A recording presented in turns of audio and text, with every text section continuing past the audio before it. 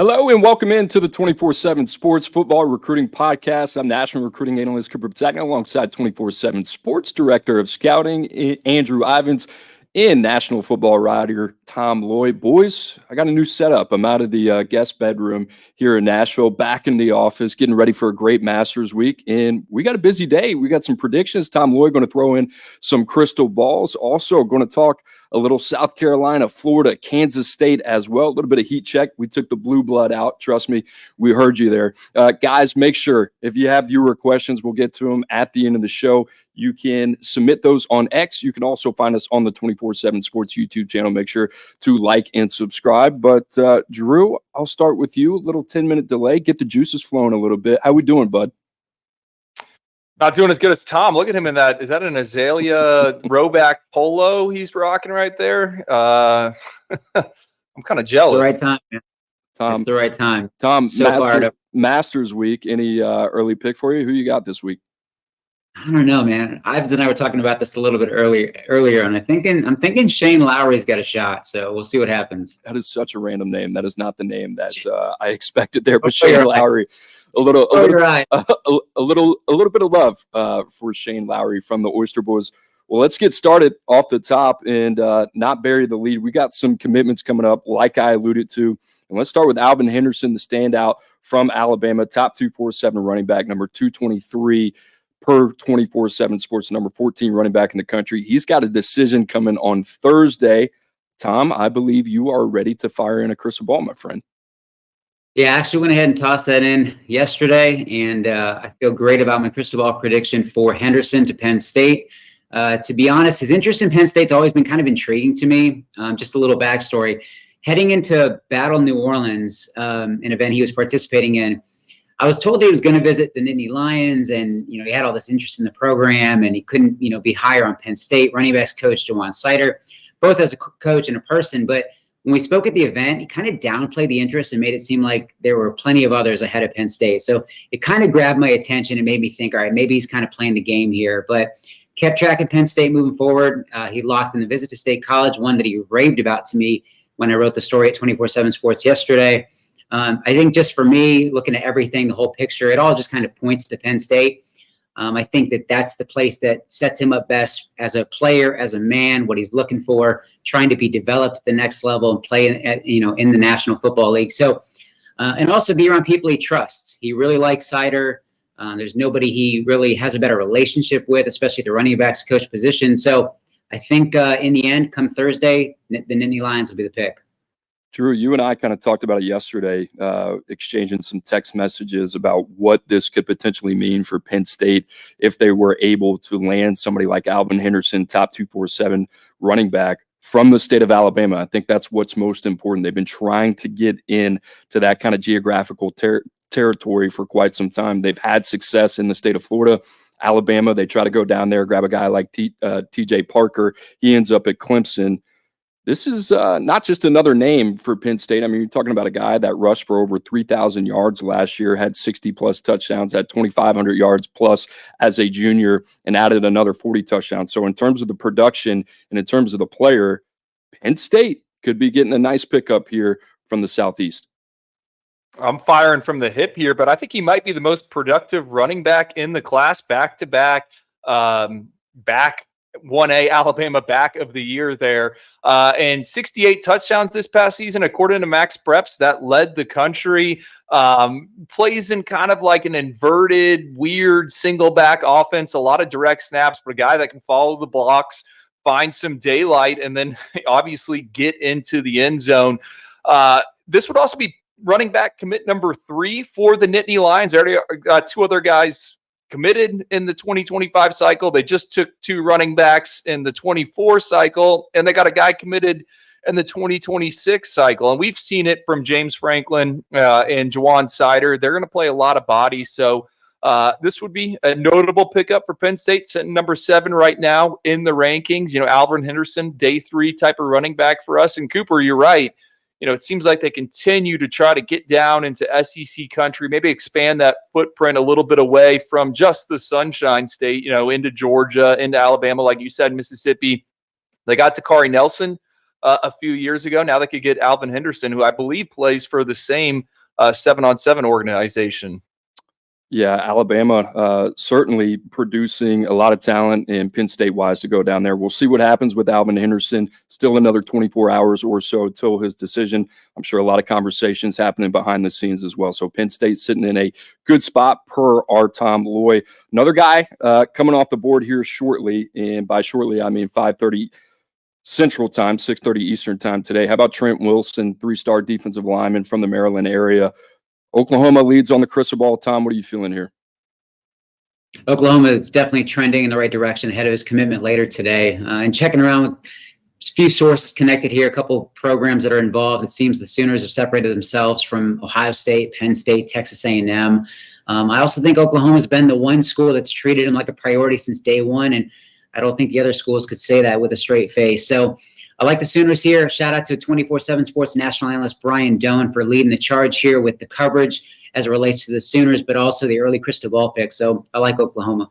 Drew, a pretty interesting evaluation when it comes to Trent Wilson. You, myself, Gabe Brooks, the rest of the team at 24/7 Sports and the scouting side. This is one that, you kind of got to put your heads together a little bit and try to figure out. And the reason I say that is you got 3 different programs in the last 2 years. You got a torn meniscus before his junior season. He ultimately comes back in October. But this is kind of a fascinating one. The physical clay is there with a guy like Trent Wilson. You look at him, 6'2 plus. He's got an 80-inch wing. There's certainly a lot of ability. We liked him in the combine setting. But this is kind of almost like an incomplete evaluation. How do you feel potentially about Oklahoma landing somebody like Wilson? Oh, limited footage. I think he's kind of boom or bust. I mean, let's call it a spade a spade. You said it. He's got the medical tag on his player card. He has moved around. I think people's opinions are changing a little bit on these high-profile recruits that have been to multiple high schools, because it seems like that leads to multiple transfers. And I'm obviously talking about Bear Alexander and USC. What was he at? 4 or 5 high schools. Now he's going to be at his 3rd college program, 7 different teams in 7 years. That's what Bud Elliott from the Cover 3 podcast keeps bringing up. But with Trent, I think Oklahoma, they're in a prime position to kind of roll the dice on a guy like Trent Wilson. I said it, limited footage. I liked what I saw from him as a junior, was hoping to see him in person when he was at St. Francis Academy early on in the season, but he didn't participate in those games, eventually resurfaced, does some good things. And the Sooners last year, they took David Stone, Nigel Smith, Jaden Jackson. You can bring a body in like this, and if it doesn't work out, it doesn't work out. But if he hits, it could be a big-time win for them because he's a plug in the middle. He can create and generate some pass rush. And like you said, we like the traits, just want to see it all come together. I feel like there's going to be a heightened level of awareness, when you think about guys like Trent Wilson. Maybe this isn't fair, right? But guys like Bear Alexander come to mind in the transfer portal. Obviously, we have the portal, the second window coming up next Tuesday. And I think Dan Hurley, obviously the head coach of UConn and the national champions there in men's basketball, he had a quote that really went viral this week, talking about the importance of understanding the parents and the background and understanding that relationship. So you see this a little bit. You're talking about a predictor of future behavior. Well, how do you study that? How do you predict that? Well, by past behavior, right? So Bear Alexander, those names come to the forefront. We're talking about Trent Wilson here, 3 different programs, 2 years. Like I said, we wish him all the success. It's going to be interesting. I think that's going to come up a little bit more. Came up with Dylan Raiola, one of the top quarterbacks last cycle as well. So we'll see. That's certainly going to be something to monitor. Tom, you got another crystal ball in. That's for receiver Cooper Perry. Heck of a name there, number 28 receiver in the country. He's coming off the board later this evening as well, 6:45 Eastern time. The Ducks lead on the crystal ball here. Yeah, I think I was first on the crystal ball for Perry to Oregon back in January, I think. But my feelings were really cemented when I'm talking to my guys, Brandon Huffman and Blair Angulo, a couple national analysts of 24/7 Sports. They felt Oregon was the team to beat for quite some time. I was obviously in agreement. Head coach Dan Lanning doing an excellent job of separating the Ducks from the pack. You got Arizona State, Oklahoma, Washington, and a few others that were very much in play. But to be completely honest, I feel like they've been pushing for the number 2 spot the entire time. Oregon's been the team at the top for a very long time for Perry, and I think the Ducks get this one done later today.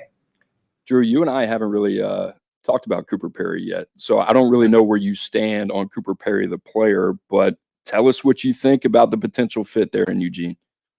Well, we talked about Alvin Henderson being productive. How about Cooper Petagna? Over the past 24 games, this guy is averaging 6.5 catches, close to 100 yards, and 1.5 touchdowns an outing in the past 2 seasons. Over 2,000 yards. He's a high volume slot target, and I know I'm going to get killed for saying this. I was trying to think of a player comp.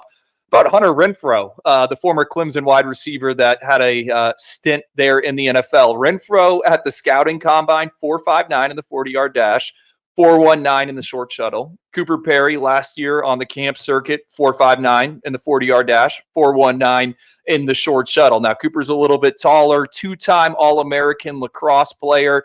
And I think that lateral burst, short area quickness, it shows up. You can throw him the football underneath and allow him to create. So Oregon, we know they have their quarterback of the future, potentially in Dante Moore. They're always active in the transfer portal, but I view Cooper Petagna as a complementary piece and a high floor type of prospect. Drew, I was kind of holding my breath there because this morning, what's funny is a guy that I used to work with, Junior Adams, now the receivers coach with the Ducks. He coached a guy at Eastern Washington by the name of Cooper Kupp. He turns out to be one of the best receivers in all of football, NFL at every level. So Cooper Petagna, the interesting thing about him, you mentioned the production, but the athlete's pretty interesting. You know, he's over 6 feet. He's 180 pounds. That was from a verified height weight that we got in 2023. He also posted the 4.59 40 that you talked about. But how about this, the 4.19 shuttle? I think the short area quickness, the combination of suddenness, I think his ability to separate not only off the line of scrimmage, but at the top of the route. I think this guy can do a lot of different things. So you look at Oregon's receiver room, it's pretty talented. A lot expected out of former 5-star Jurion Dickey as well. They're still waiting on guys like Kyle Casper. You bring in Evan Stewart from Texas A&M.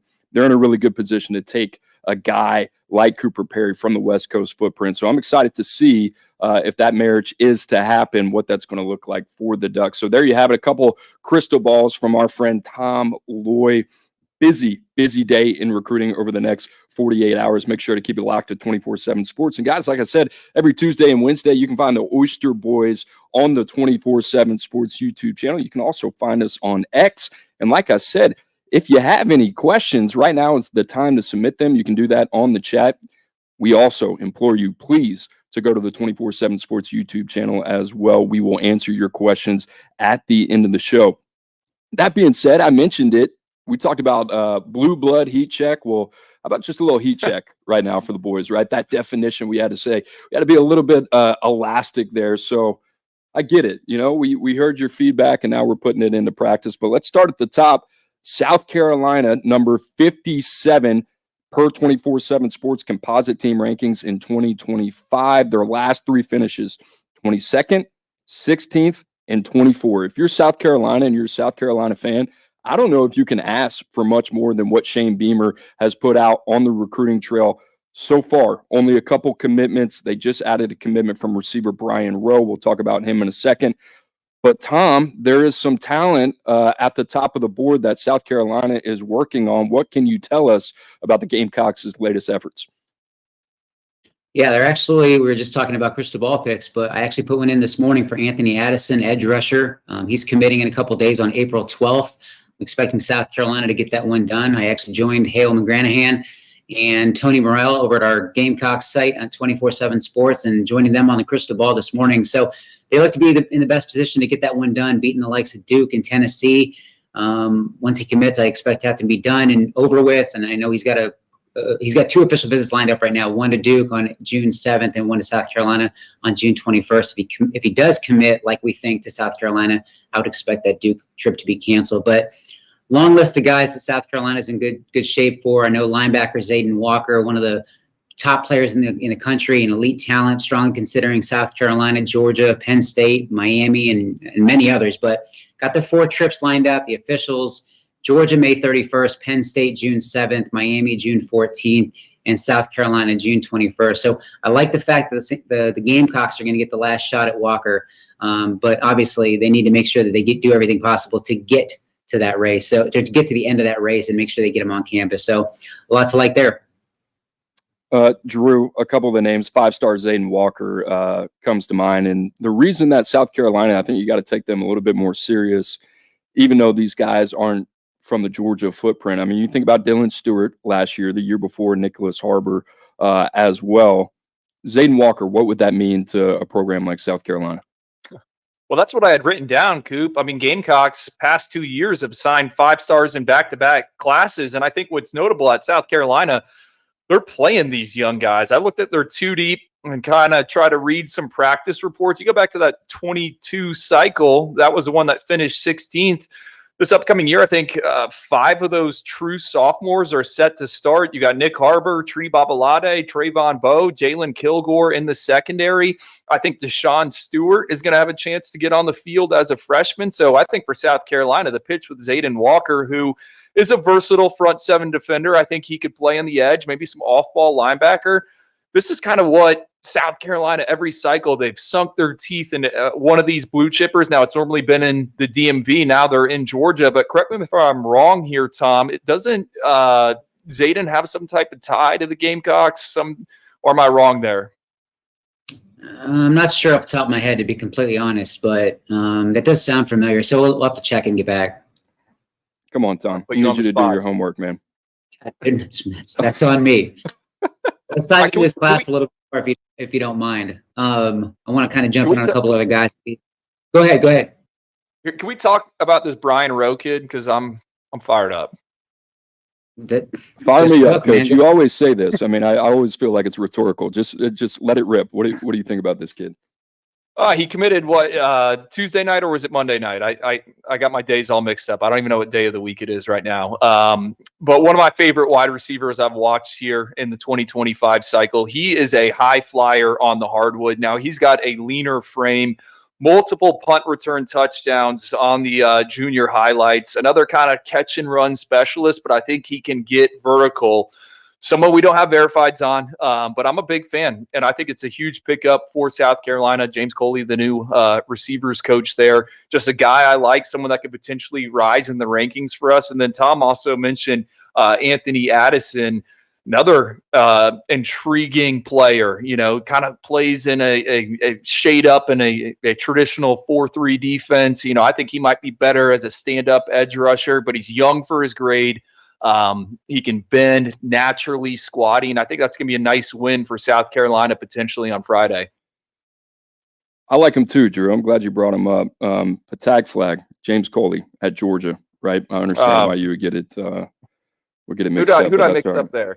Mike Fury is the new South Carolina receivers coach. But yeah, a lot of movement obviously happening in the coaching circles as well. Tom, I believe you have more on some of South Carolina's top targets.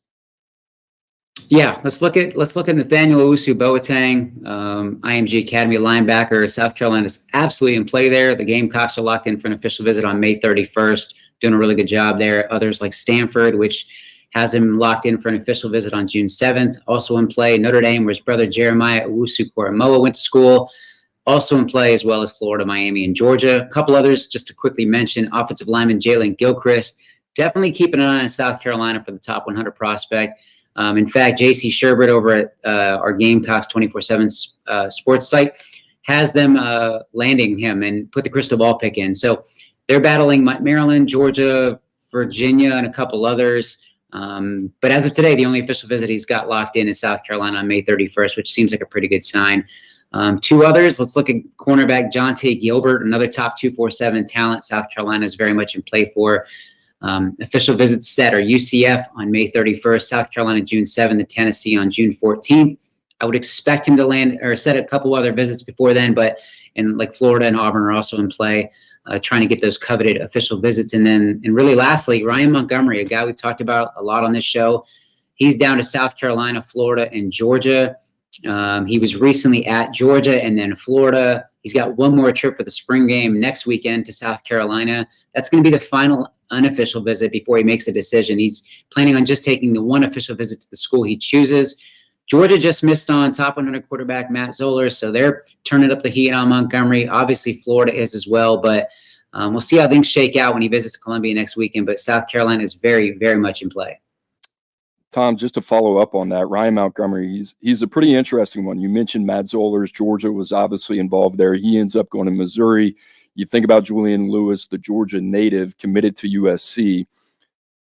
I don't know, Drew, maybe I'm going to put on my tinfoil hat here for a second, but it almost seems like the way this is kind of playing out is that Julian Lewis, right now, we talk a lot about him on this show. The most likely outcome for him as of today in April seems to be sticking with USC, and it's going to be interesting to kind of see what happens with a guy like Ryan Montgomery. Tom, I'll go back to you. You had a pulse check on this one with Ryan Montgomery because it seems to be wrapping up here relatively soon. Where would you kind of say he's leaning in the process? I was really high on him in Georgia for a long time, but talking to Blake Alderman, talking to people connected with Florida, they seem to think that they have a really, really good shot after this last visit to campus. So I think this South Carolina visit's going to play a big factor. I think it's too early to tell. If I had a crystal ball pick, I don't know if I'd actually be able to put one in yet. So that's why I'm kind of holding off. And kind of going back to what you said about Julian Lewis, I'm not sure that him sticking with USC would even be my best guess at this point. I'm hearing a lot of smoke and rumblings about him and Auburn right now. Early on, it was Georgia. Now it's starting to hear a lot about Auburn. So I think that one's going to be pretty wild moving forward, at least in the rest of the summer. Georgia's obviously in play there. I think everything's going to be really riding on Hassan Longstreet making his decision. If it's Texas A&M, then look out for Georgia and Julian Lewis. But if for some reason Hassan kind of surprises some people and picks Auburn, then that's going to really shake things up. Drew, I can't keep up here with the quarterbacks. I know. He didn't even bring up Hassan took a midweek visit to USC. I know Chris Trevino reported that. I mean, we said it a few weeks ago on this space in this show. Like, there's maybe 4 quarterbacks where we're confident, like, hey, they're going to stick through this thing. Everything else just seems wide open. Yeah, the Hassan Longstreet, I talked to somebody yesterday that felt A&M feels pretty confident. They also feel confident in terms of Keelan Russell. So we'll see. I mean, I think we're at that juncture right now. You're going to have to wait for a domino like Hassan Longstreet. He kind of seems to be the guy that's kind of holding it all together, and we'll see what happens with Julian Lewis as well. Guys, we appreciate you joining the broadcast. We're at 2,400 live viewers. I would love to get over 3,000 by the end of the show. Tell a friend. Boys are talking Cruton in April. There's nothing wrong with that. Come on, I know you're looking for a distraction at work. So here we go. Florida fans, tap in here because Tom Loy, well, he's got some information for you. The last 3 finishes for Billy Napier, 14th, 13th, and 18th in 2022. The Gators currently ranked number 23 in 2025. Tom, it seems like they're working on a Florida State commit, Solomon Thomas, right now. What can you tell us about that one? Yeah, at this point, I'm not really sure that kid's going to stick with Florida State. Florida's doing all it can to flip him from his commitment to Florida State. From what I've gathered, he's very much considering Florida and Miami as potential flip destinations. So similar to Florida, I know Miami has optimism that they can get that one done. LSU is also in play, so he's really still wide open. But I expect Thomas to take official visits to all 4 of those programs that I mentioned and then really shut things down to that point. But I don't think there's anybody out there that fully expects him to land at Florida State just based on how things have played out over the last couple of months. That's news to me, Drew. What do you think about that one? Well, I wasn't on camera. I laughed when I heard LSU and Brad Davis. It's like, okay, this is their type. That is news to me, Tom. That is certainly interesting because I think Florida State did an excellent job recruiting Solomon. And I remember when he committed, it was back in December, kind of like out of nowhere. He just posted. So that's notable. But Florida has had success in that Jacksonville area. All right, a couple other guys. Florida still working hard on. Ryan Montgomery, we touched on him a little bit earlier. Not sure if we need to follow up on that. Mississippi State commit Jeremiah McLeod seems to be a popular name right now, the number 62 defensive lineman in the country from the Sunshine State. And then a couple pretty intriguing dudes. Drew, I want to get your opinions on these guys. How about C.J. Ingram, number 73 athlete in the country, then Caleb Singleton, number 81 corner. Drew, I think you touched on Singleton yesterday as a guy that's really kind of caught your eye. Yeah, 10.54 wind aided in the 100. His brother plays running back there at Florida State. Not a ton of ball production as a junior at Fleming Island, but you pop on his workout from Under Armour Orlando. He was great in coverage. I think he'd be an off-man corner. Not surprised Florida's involved. I think LSU's also in there with Caleb, who's got an official visit set up with the Gators. Going to stay in my lane here, but I do think some developmental upside. I mean, he meets the height, weight, speed threshold right there, and he can locate the football. CJ Ingram is the one that I really get excited about because kind of what is he? Plays quarterback at Hawthorne High School. Dad was a two-sport athlete at Florida back when Urban Meyer was there. He was a tight end, originally signed as a quarterback, also was on the basketball team. And his son is kind of the same thing, 6'4", really talented hooper, over 1,000 career points. I think he's got an offer he reported recently from Liberty. Like, he could go the basketball route. You kind of ask around. I guess the Gators view him as a large kind of X wide receiver, maybe potentially grows into a tight end, but local kid. I think Florida's in good shape there. And I kind of see the vision. We always talk about mentioning it with Florida last cycle, right? Class kind of fell apart. But when you look at the back end, who they filled it up with were guys with developmental upside. Jaden Ball, Greg Smith, the safety. So I like those two. Yeah, Ingram, 24 points per game. You watch the basketball highlights, you turn those on, get more excited about the basketball player, because the hard part about Ingram, when you're trying to project him to the next level, there's not a lot of tape, right? Playing receiver at all. He's playing quarterback. That's certainly not going to be the position that he plays at the next level.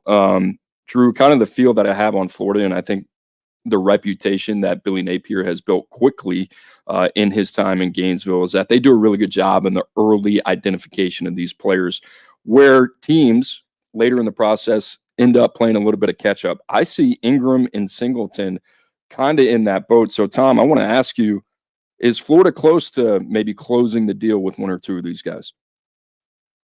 I think they're in a really good spot with CJ Ingram. I mean, Ivins, you kind of nailed it with all, touching on everything, being the legacy and all that kind of stuff. So I feel great about Blake Alderman's crystal ball pick for the Gators. I don't really see anybody beating them there. And with Singleton, Florida's absolutely in play. Another one that Blake has a crystal ball pick in for the Gators. I'm curious to see if the LSU offer shakes things up at all. But he's got an official visit lined up for Florida on May 31st, and I'm sure he's going to set others as well. But I do like Florida as of today. And then lastly, we were talking about, you brought up Jeremiah McLeod, the defensive line prospect committed to Mississippi State. I don't see that one sticking. I think the latest chatter has him looking strongly at Florida, LSU, Georgia, and Auburn.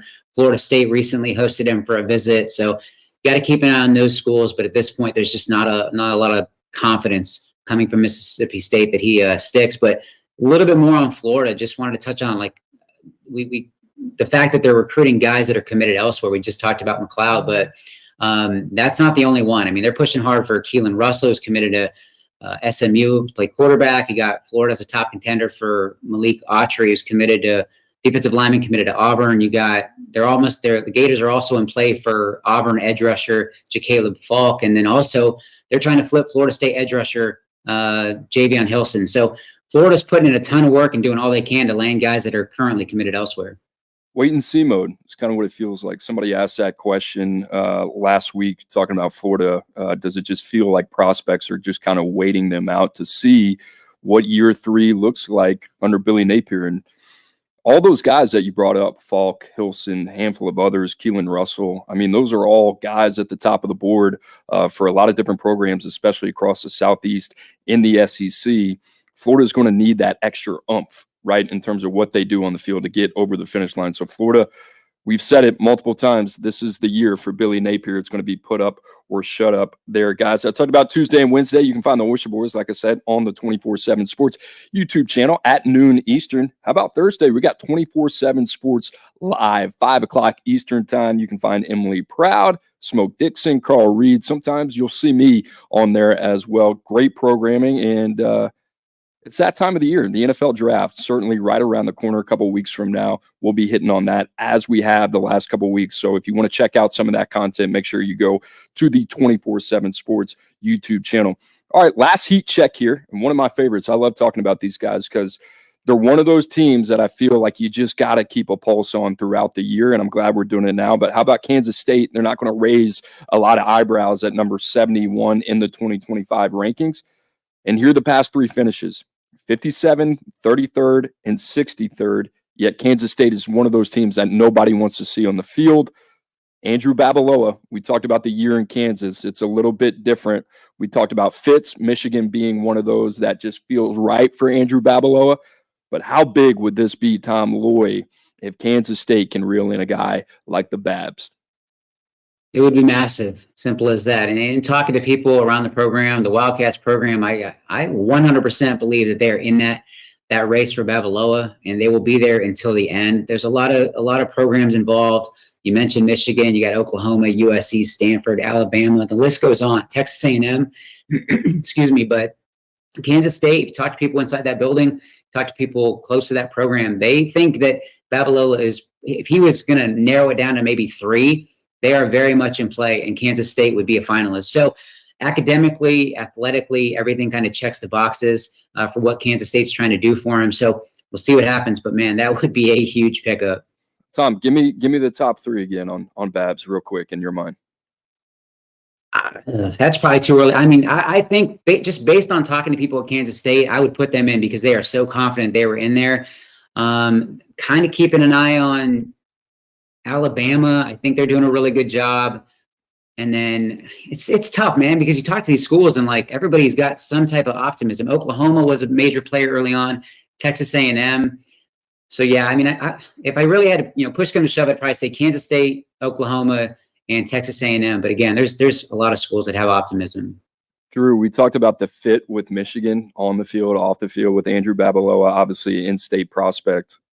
I mean, Kansas State is one of those programs that does a lot with a little. That's no disrespect, right? Every year, I talked about the last three recruiting classes. None of them have eclipsed the top 25 ranking. That's not really who they are. They're a player development program. I don't know about you. Like, it's one of those guys when we talk about Andrew Babalola, we're almost kind of like protective over him and his fit and where he's going to be at the next level because he has this unbelievable talent foundation.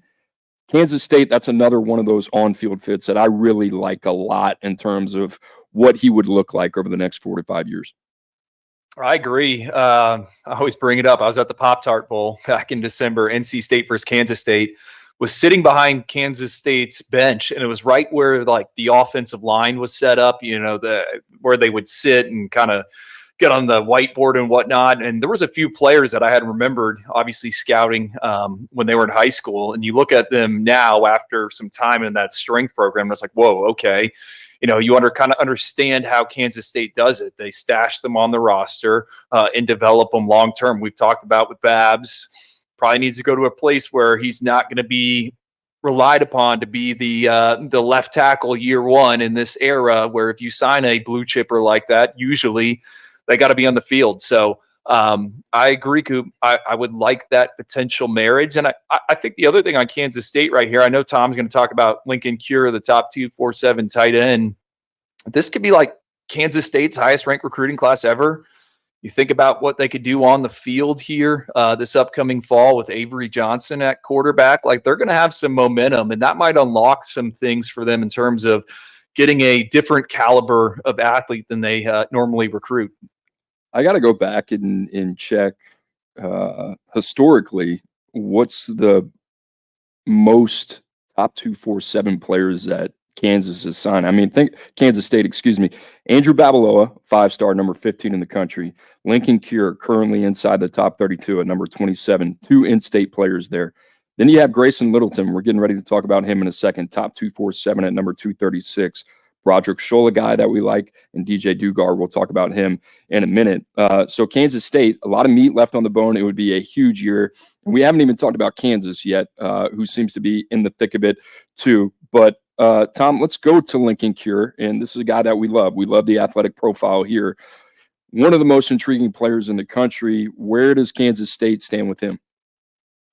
I'm not sure there's a bigger fan of Lincoln Cure than Andrew Ivins, but see. But Kansas State's been long considered the favorite for this kid, and the staff's doing a great job connecting with him. But I think the key here is actually, Ivins, you brought him up, Avery Johnson. I think the way he's been handled, the homegrown talent, the love shown to him, the NIL deals, all that kind of stuff, I think it's all playing a factor into Cure's interest in Kansas State and realize he could be taken care of if he stays home. But Texas A&M, Kansas, Oregon, USC, and Alabama are the contenders in this one. I think the biggest threat to Kansas State is outside of Oregon, 2 schools he's going to take official visits to. I think it's probably Texas A&M. He's going to lock that official visit in soon. And honestly, maybe the only 3 trips that he takes. But in the end, I don't see Kansas State losing on this one. It's going to be a pretty big surprise to not only the people that cover Kansas State for us. Ryan Wallace does a phenomenal job, but also everybody in that building at Kansas State. I think it'd be a pretty big shock if Lincoln Cure picked somewhere other than Kansas State.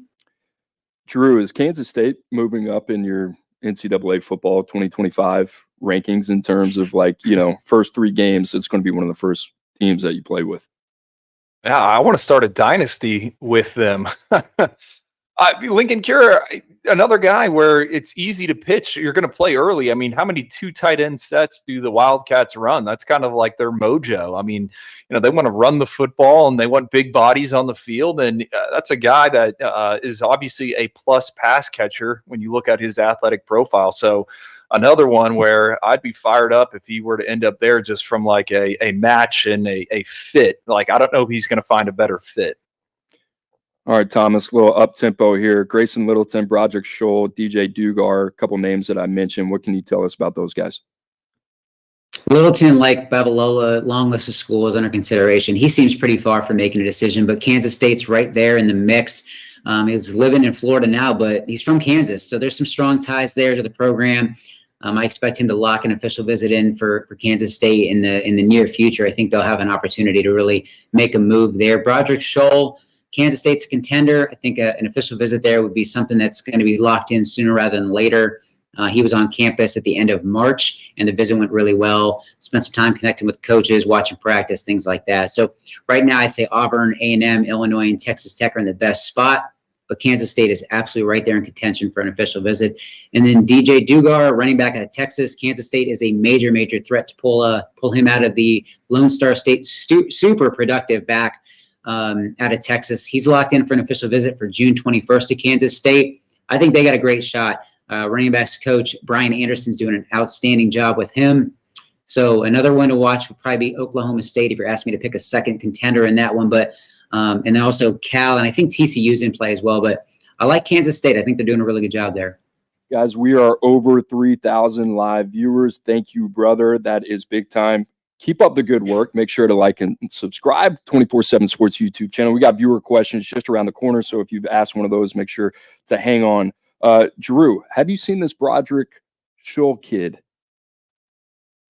I have. He camped down in Miami a couple of years ago, maybe 2-3 years ago. I'll say this. I think he's a perfect personality fit for Kansas State, having known some of the offensive linemen that have signed with the Wildcats and are there in the Little Apple. So I think he would be a fit there. And it's an unusual recruitment. I think he's a guy that doesn't really post his offers or whatnot. Interested to hear your take on him, but real quick on Grayson Littleton, look this up. Kansas State has never signed a 4-star prospect out of the Sunshine State. He's a guy I've circled for them because he has ties to Kansas State. Tom brought up he's from the Sunflower State. His stepdad actually played for the Wildcats, and it seems like it's a potential Kansas State Iowa battle. I'm here for that in the Sunshine State. How do you find those things, Drew? I mean, your research ability is pretty uncanny in terms of what you're able to unearth when you start to study prospects. But what registers in your mind to get that process going of hey, when's the last time Kansas State signed a 4-star from Florida? I don't think it really matters. Yeah, just built different. I guess. I find it fascinating. I find it I mean, because they've gotten guys out of the state before, but normally they're of the 3-star caliber. You want to go really far back, they're the 2-star caliber.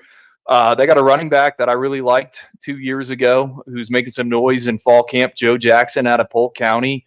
I think he's someone that has a ton of upside, got a little burn as a redshirt freshman. So I thought it was notable. And, I've been covering the state long enough, or I can't remember when they were in there for a high profile kid like that. And then the college feedback on Grayson Littleton, I mean, he's someone that people think can play in those, I don't know, Big Two conferences, if you want to call it that, with the SEC and the Big Ten. So it could be a monster win for them there in the Big 12. He's a good player. Like him a lot. So there you have it. South Carolina, Florida, Kansas State.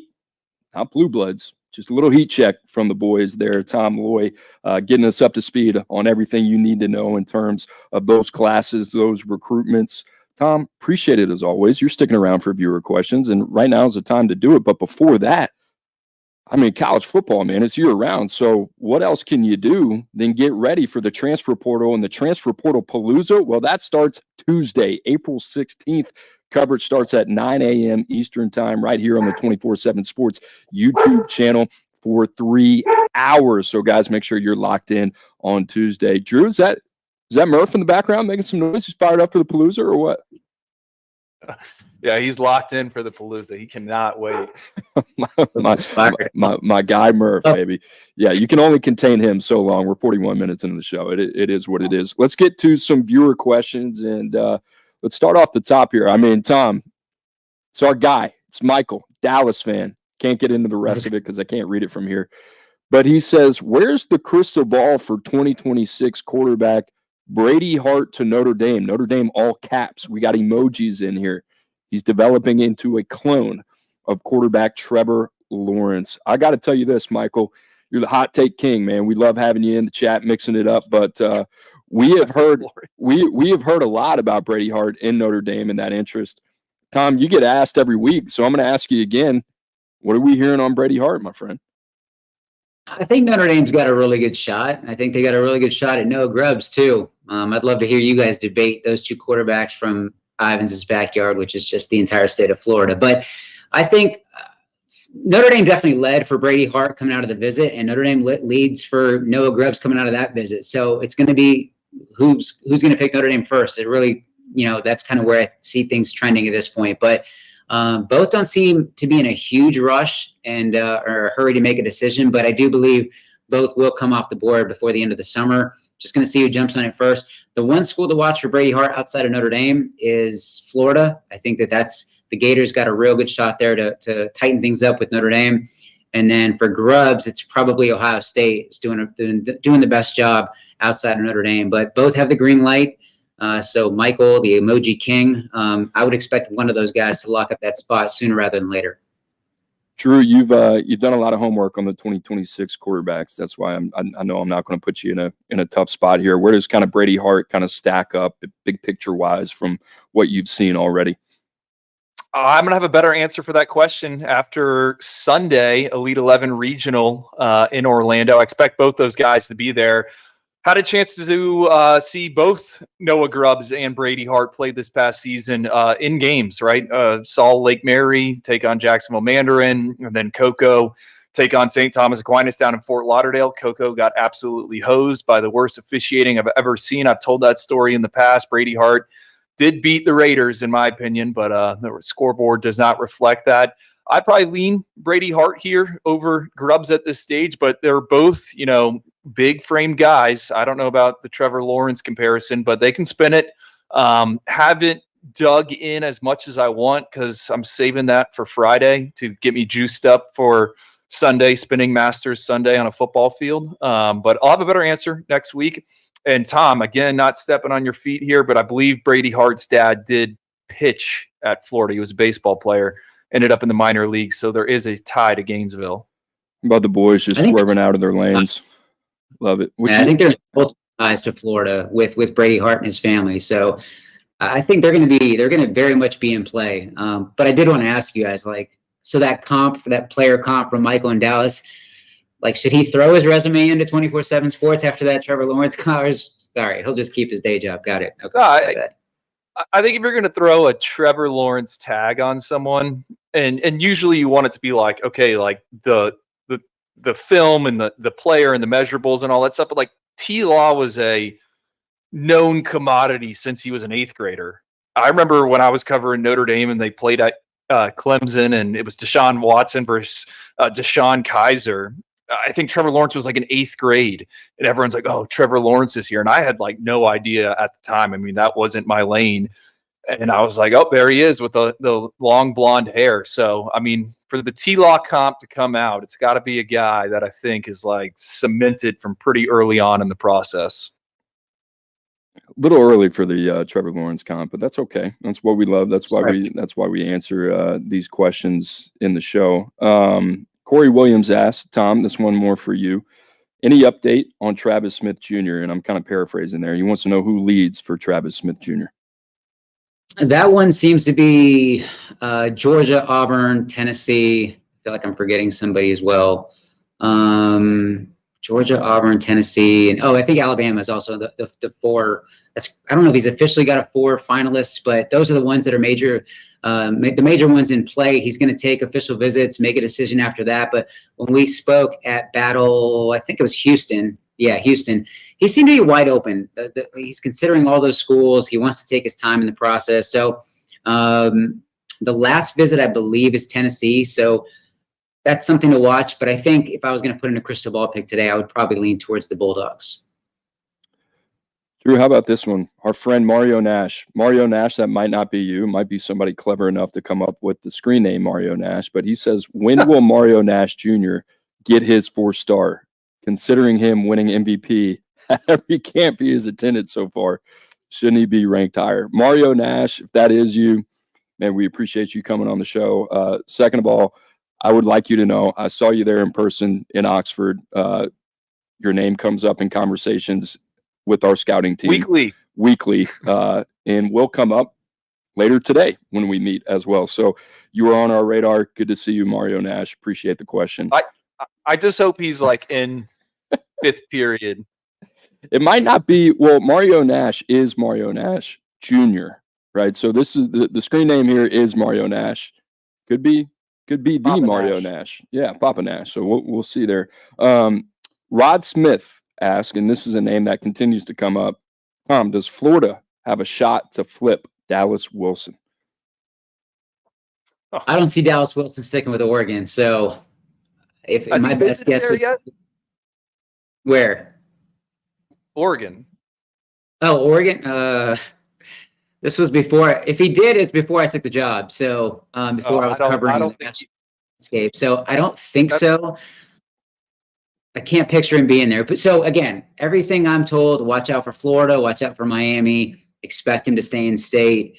I mean, Oregon fans hated that I talked about Adrian Wilson in the same light, and then he decommitted that day or the next day after we talked about him. So Dallas Wilson, I think he's got more interest in Oregon than Adrian did, but I really, in the end, I just struggle to see him going anywhere other than somewhere in the state of Florida. All right, Drew, here's a question for the both of us. Dylan asks, are you going to do conference series again on the biggest sleepers you guys hit on Kevin Concepcion last year? Big time.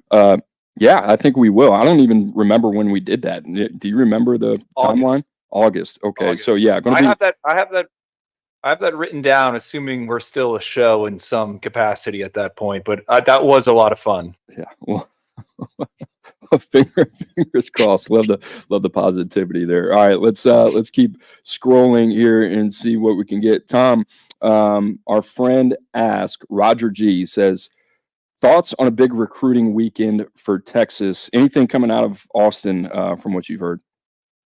Yeah, that's tough, man. That's super big picture. Kind of want to do some research here.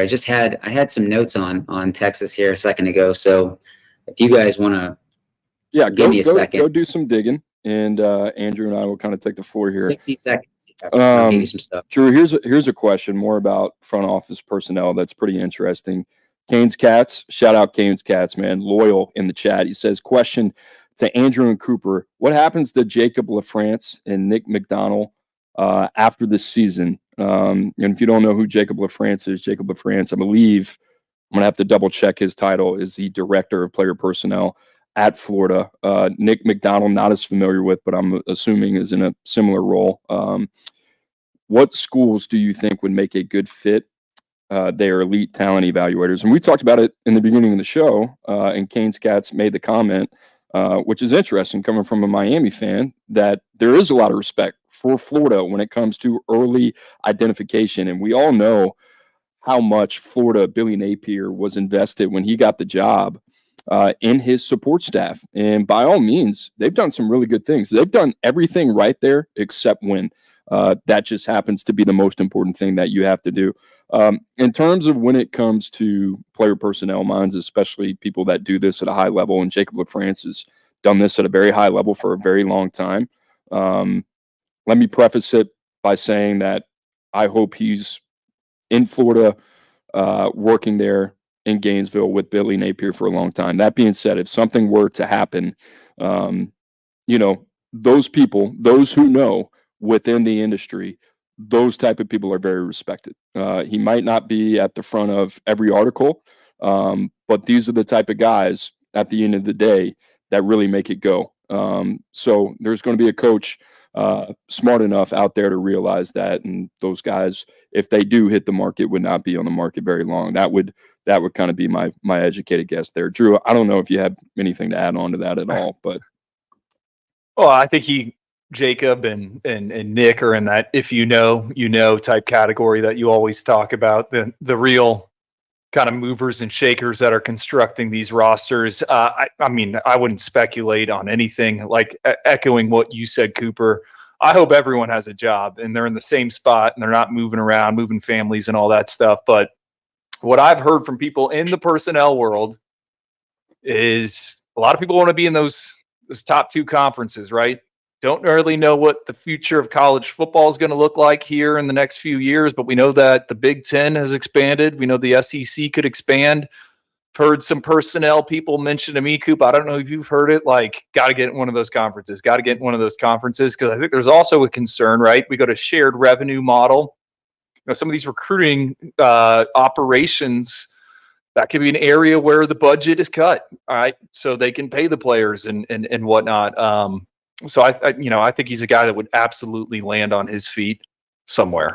Jacob LaFrance, general manager, congratulations to him, and Nick McDonald, director of player personnel over there in Gainesville. They do a phenomenal job. Also, my friend Bird Sherrill on the collegiate side doing a phenomenal job for those guys as well. Doug Wilson, I think we got the dads in the chat. Doug Wilson says, Cooper, tell us when quarterback Grayson Wilson gets his 4-star with 24/7 Sports. These are my favorite. Well, Mr. Wilson, like I said with Mr. Nash, Grayson is in the process of continually being evaluated. It is a process being the most important word. Got to see him in Dallas, obviously, with the footage that we got from UC Report. Got to see him in person in Oxford.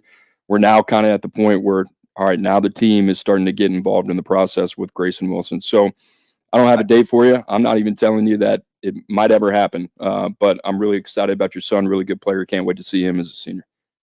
Where was Walker White at this time last year? You know what, Drew? Yesterday on the show, who did I mention? I mentioned somebody like I think I mentioned Cromenhawk when it came to Grayson Wilson. And after the show, I thought to myself, really, I was kind of thinking about Walker White, just in terms of kind of maybe the potential trajectory. If you wanted to see some similarities there, that was kind of the name that kind of came up. Or what about like Grunkmeyer? Yeah, for sure. Similar, right? Like kind of the same bucket there. So I think the most notable thing on Wilson is that statistical picture we brought up from the first 2 years to the senior season. 41 touchdowns, 2 INTs. We want to see that year-over-year progression, and he's doing it in every statistical category. So just to throw that in there. Yeah, we talk about ascending players all the time. You put together a really good combine performance coming off a really strong junior season. We want to see the up arrow. That's exactly what we've seen so far. Tom, I'm circling back on you. Anything on Texas? Yeah, I was just going to say my biggest takeaway from Texas recruiting as of late is the fact that they are recruiting the wide receiver position at such a high level. I could absolutely see them flipping DeCorian Moore from LSU. Ohio State's very much in play as well. And then you got Jamie French, another guy that Texas is making inroads with and pushing all the right buttons. We'll get him back for an official visit.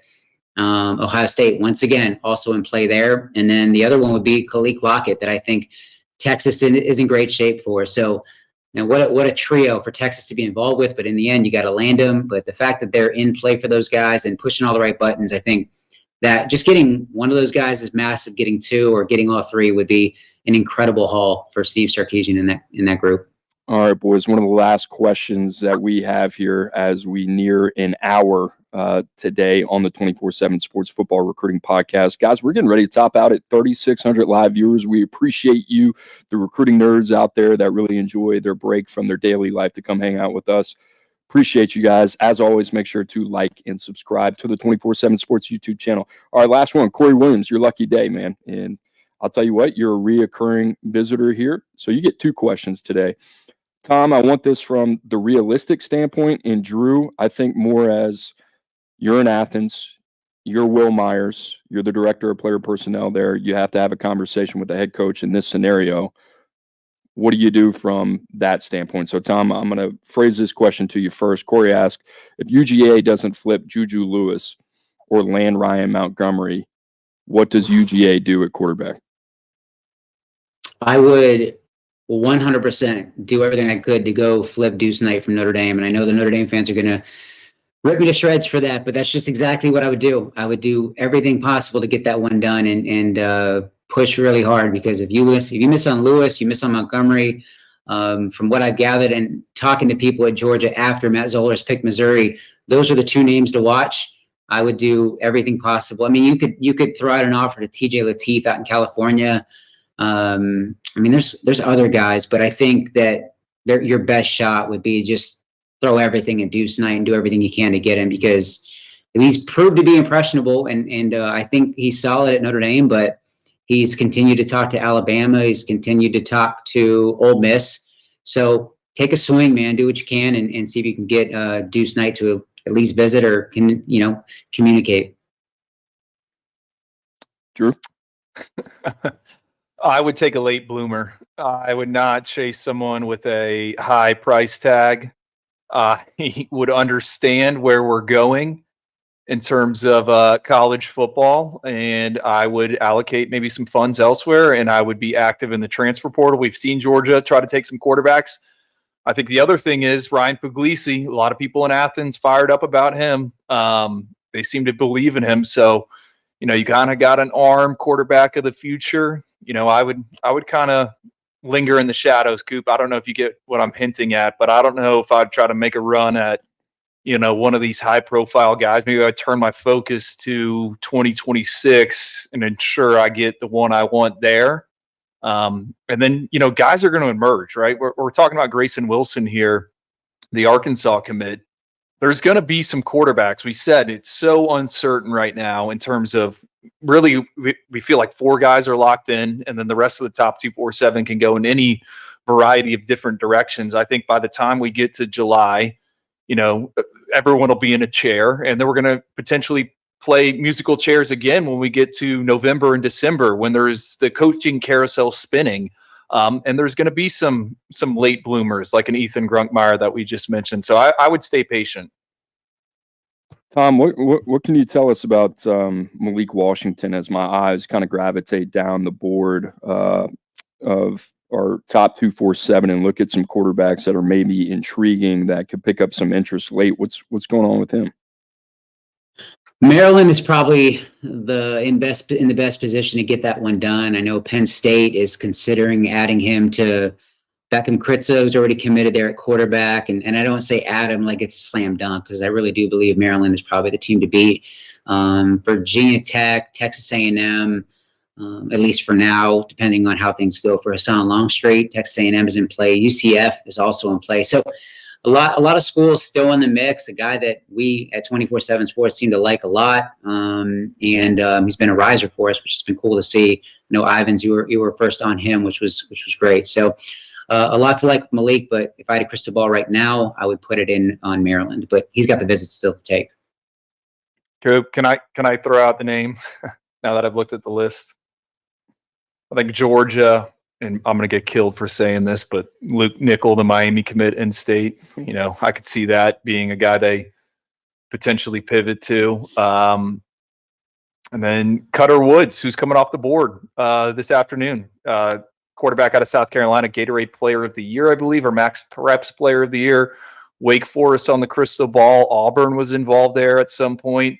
seems like every year schools try to make runs at the Wake quarterback commits, and Cutter Woods is a kid I could see shooting up boards, big frame, athletic, can make a lot of the throws. Yeah, Antoine Hill is going to be interesting. Another name to watch right there in Georgia. I mean, who knows? I don't know. I don't know what Georgia's interest is in Antoine Hill, big frame quarterback, 6'5", 212, strong arm. He's probably the backup option at Florida, so it's not like he's, slipping for a lot of teams. I know. I think I know we're in the weeds here, but I wanted to get this into Florida. Like, I kind of love how their quarterback board is set up after getting DJ Lagway the year before. You're in it for Keelan Russell, who we always talk about. I think Ryan Montgomery and working with Billy Napier, like, that gets me excited. I think Ryan Montgomery is one of the top processors in this class. He's age appropriate for his grade, put up monster numbers, 3-year starter. I'm not saying he's like Graham Mertz, but I think there's a ton of similarities there. And then the third quarterback in the mix is Antoine Hill, who has a huge ceiling. Now, I think he's got a lower floor, but I think for Florida, we're wondering, what are they doing on the recruiting trail, sitting at number 23 right now? For a team that doesn't have their quarterback committed, I kind of like where the board sits. Now they just got to get one of these guys. Yeah, Florida's in an interesting spot. And you mentioned Antoine Hill. Like, if DJ Lagway is what we think DJ Lagway can be, then, I think that takes a lot of pressure off of Florida in terms of the quarterback position, and they can be a little bit more aggressive in terms of who they want to take into that room. Antoine Hill, to me, in terms of another big frame passer that's going to probably need 2 years before he sees significant snaps, kind of makes sense. But boys, that seems like a great topic to end on. Tom, you got the best apparel of the day, the beautiful shirt, as we get ready for Augusta. Any final thoughts, my friend, from today's show? I'm just hoping Tiger Woods wins this weekend. No shots about no takes about the show. I'm locked in for Masters Week, man. I just want him to get past Saturday, right? I mean, that's the biggest thing. Get to Saturday, excuse me. Drew, final thoughts. What you got, bud? I'm riding with Matsuyama this weekend. I locked him in a while ago. I hit on the what was it? The Valspar? No, what was this past weekend in San Antonio? Right where we stay for the All-American Bowl. They were in what do they call it? Big Country, Texas. I don't know. So I'm feeling some momentum on my golf betting. All right, so we got Hideki, and we have Shane Lowry, and I'm gonna go with Scotty Scheffler. I'm gonna go with Koepka. I mean, I just got to ride or die with my guy. I guess I'm a live guy, but that is neither here nor there. All right, boys, great show, guys. Appreciate it as always. Great job. The viewership, over 3,700 live viewers. That is what we're talking about. We hope you have a great rest of your week. For Andrew Ivins, Tom Loy, I'm Cooper Petagna. We'll see you next Tuesday.